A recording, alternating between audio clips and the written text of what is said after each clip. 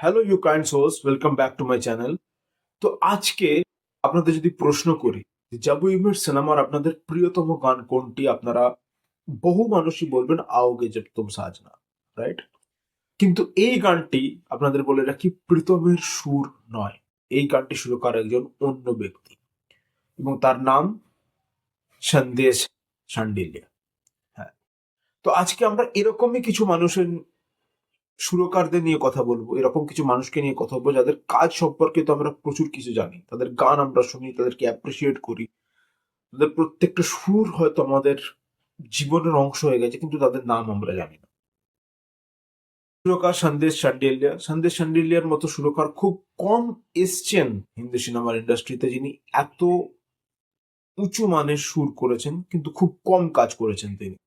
আপনাদের যদি আর একটা গানের উদাহরণ বলি, কভি খুশি কভি গম সিনেমার সুরজ হুয়া মধ্যম গানটি, যেটা শারিক কজলের সব থেকে পপুলার গান, সেটিও কিন্তু সন্দেশ শান্ডিল্যের সুর। এছাড়া তিনি চামেলিতে সুর করেছেন ভাগেরে মন কहीं আগের, যেটা সন্দীপ জনের অন্যতম শ্রেষ্ঠ গান এখনো পর্যন্ত। প্লাস তার 90s এর সব থেকে হিট গান পিয়া বসন্তি রে, যেটা তাকে সন্দেশ শান্ডিল্য হিসেবে প্রথম পরিচিতি দিয়েছিল। সেই সময় তিনি প্রচন্ড পপুলার হয়েছিলেন, কিন্তু তারপরে আবার কাজ কম করার দরুন তিনি হারিয়ে গেছেন। তো এই যে আপনারা জানলেন যে এগুলো তার সুর, হয়তো এর পরে আমার চেষ্টা থাকবে যে আপনারা হয়তো তাকে আরো বেশি করে অ্যাপ্রিসিয়েট করবেন, তার কাজ সম্পর্কে জানার চেষ্টা করবেন, তার কথা সার্চ করবেন এবং জানার চেষ্টা করবেন যে আরো কি কি নতুন কাজ করছেন। নেক্সট আমরা যে ব্যক্তিকে নিয়ে কথা বলবো তার নাম সোহেল সেন। সোহেল সেনও একজন অপূর্ব সঙ্গীত পরিচালক, কিন্তু তার কাজ সম্পর্কে আমরা অনেক কিছু জানি, তার গান আমরা প্রতিদিন আওড়াই, কিন্তু তার সম্পর্কে খুব একটা মানুষ জানেন না। তিনি খুব একটা শোজ, জাজ বা অন্য কোনো রিয়েলিটি শোতেও আসেন না। একটা প্রথম উদাহরণ যেটাকে আপনি দিই, মেরে ব্রাদার কি দুলহান সিনেমায় রাহাত সাবের গাওয়া ইস্ক রিস্ক গানটি কিন্তু সোহেল সেনের সুর। প্লাস তিনি সুর করেছেন এক থা টাইগারের লাপাতা, সৈয়ারা, দিল বাঞ্জারার মতো গান। তিনি সুর করেছেন গুন্ডে সিনেমায় অরিজিৎ সিং এর গাওয়া যে গানটির নাম জিয়া। তো সোহেল সেনের প্রত্যেকটি কাজ আমরা শুনেছি, প্রত্যেকটি গান প্রচন্ড পপুলার, প্রচুর প্রচুর ভিউজ আছে তার গানে ইউটিউবে, কিন্তু আমরা তাকে সেইভাবে অ্যাপ্রিসিয়েট এখনো কিন্তু করিনি। আমার অনুরোধ আপনার কাছে, আপনারা তার সম্পর্কে আরো বেশি জানার চেষ্টা করবেন এই ভিডিওর পর। যারা জানতেন তারা কমেন্ট সেকশনে জানাবেন যে আপনাদের কেমন লাগে তার কাজ, এবং যারা জানতেন না তারা প্লিজ তার সম্পর্কে জানবেন এবং কমেন্ট সেকশনে জানাবেন যে এটা জানার পর আপনার কেমন লাগছে এবং আমাদের আরো অ্যাপ্রিসিয়েট করা উচিত কিনা। নেক্সট আমরা যাকে নিয়ে কথা বলবো তার নাম রাম সম্পত। রাম সম্পত রিসেন্টলি একটি অসাধারণ কাজ করেছেন, যেটি আমাদের অস্কার নমিনেশনে গেছে, লাপাতা লেডিজে। সজনী রে গানটি সবার মন ছুঁয়ে গেছে। তো এর আগে রাম সম্পত রেস সিনেমায় কাজ করেছেন, তার প্রত্যেকটি গান রাম সম্পতের সুর।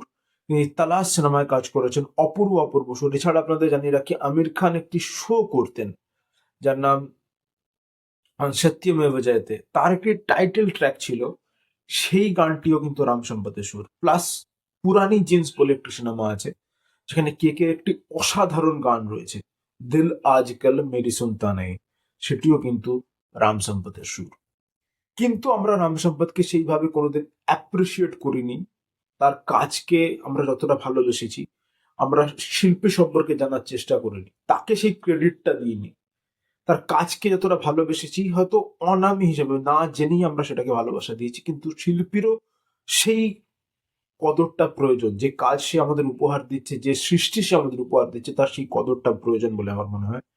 তাই আমার, যদি আপনারা জেনে থাকেন রাম সম্পদ সম্পর্কে এই ভিডিও থেকে, তাহলে তাকে আরো বেশি অ্যাপ্রিসিয়েট করবেন, তার কাজ খুঁজে আরো শুনবেন, এবং যারা জানতেন তারা কমেন্ট সেকশনে আপনাদের রাম সম্পদের কাজ কেমন লাগে। নেক্সট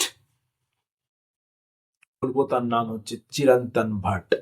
চিরন্তন ভাট খুব যে বেশি কাজ করেছেন বা খুব অসাধারণ প্রচুর কাজ করেছেন এরকম নয়, কিন্তু তিনি এমন কিছু কাজ করেছেন যেটার জন্য তিনি সারা জীবন অমর হয়ে থাকার জন্য যথেষ্ট হিন্দি সিনেমার। মিউজিকের ক্ষেত্রে। একটা ছোট একটা প্রথম সিনেমা, তার সব থেকে পপুলার সিনেমার নাম হচ্ছে 1922 ইভিল রিটার্নস, যেখানে সোনু নিগম একটা গান গেয়েছেন আপনা মুঝে তু লাগা, যেখানে অরিজিৎ একটা গান গাইছেন খুদা মুঝে উসকা হি বানা। দ্যাট সং অরিজিতের অন্যতম শ্রেষ্ঠ প্রেমের গান বলে আমার মনে হয় ব্যক্তিগতভাবে, এবং সোনুরও অন্যতম সব থেকে হিট গানের মধ্যে একটি আপনা মুঝে তু লাগা। প্লাস চিরন্তন ভাট গব্বর ইজ ব্যাকে সুর করেছেন, যেখানে অরিজিৎ এবং পলক মুচ্ছলের একটি ডুয়েট রয়েছে, मुझ में सफर तू करती रहे, शामो सुबह तू मेरा, तेरी मेरी कहानी।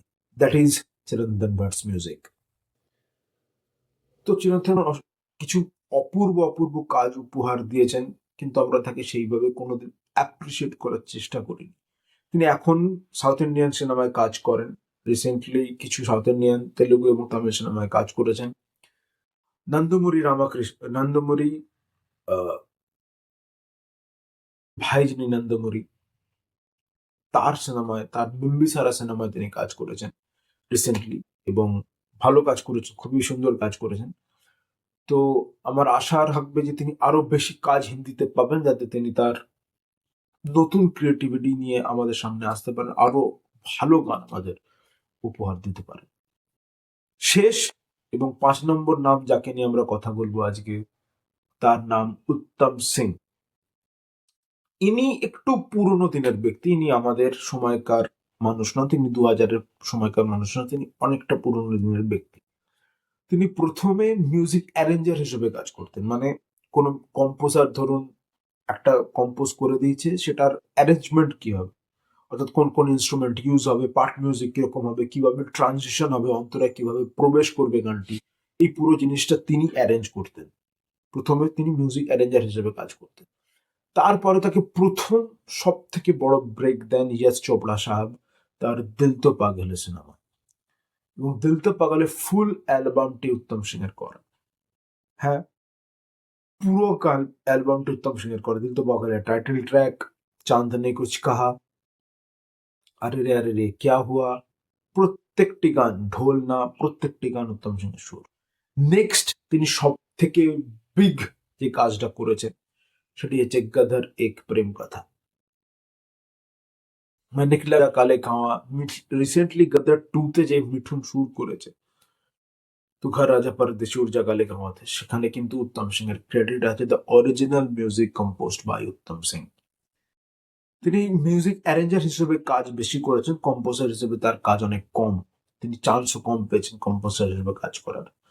But the songs he produced as a music composer, as a music director in a film is beyond exceptional। যে দুটো অ্যালবামের কথা বললাম আপনাদের, গদর এবং দিল তো পাগল, দুটোই অসাধারণ, এবং গোটা অ্যালবামে কিন্তু কোনো খারাপ গানের দৃষ্টান্ত নেই। That's a huge sign of a music director's credibility.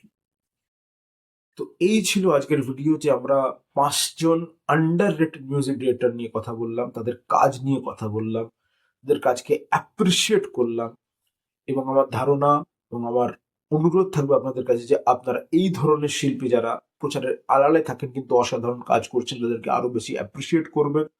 ক্যামেরার পেছনে যারা কাজ করছেন তাদেরকে আরো বেশি অ্যাপ্রিসিয়েট করার চেষ্টা করবেন, তাদের নাম খুঁজে জানবেন, যেরকম লিরিসিস্টের নাম, গীতিকারের নাম, যেরকম সিনেমাটোগ্রাফারের নাম, যেরকম এডিটারের নাম, একটা সিনেমাকে এডিট করছে, এই প্রত্যেকের নাম আপনারা জানার চেষ্টা করবেন। তাহলে আপনারা আরো বেশি সিনেমাকে, আপনারা আরো বেশি আর্টকে অ্যাপ্রিসিয়েট করতে পারবেন বলে আমার মনে হয়। আপনারা জানাবেন কমেন্ট সেকশনে এই ভিডিওটি আপনাদের কেমন লাগলো। বহুদিন পর ভিডিও আসছে, তার জন্য আমি ক্ষমা চাইছি, এবং আমি আপনাদের কাছে প্রতিজ্ঞা করছি, প্রমিস করছি যে ভিডিও আরো রিসেন্টলি আসবে। প্রচুর নতুন বিষয় নিয়ে কথা হবে, বই নিয়ে কথা হবে, সিনেমা নিয়ে কথা হবে, গান নিয়ে কথা হবে, খেলা নিয়ে কথা হবে, সবকিছু নিয়ে কথা হবে। প্রচুর নতুন নতুন ভিডিও আসবে, এবং আমি চেষ্টা করব যাতে ভ্যালিউস প্রোভাইড করা যায় আপনাদের, আপনারা এমন কিছু জানতে পারেন, এমন কিছু সম্পর্কে ওয়াকিবহাল হতে পারেন যেটা চট করে আমরা শুনতে পাই না মেন স্ট্রিম মিডিয়াতে বা ভিডিও জগতে। সেই ধরনের বিষয় নিয়ে আমরা কথা বলবো, সেই ধরনের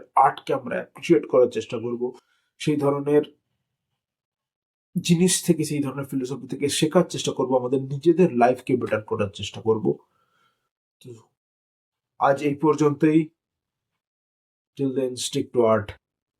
সাইনিং অফ। প্রত্যেকে ভালো থাকবেন।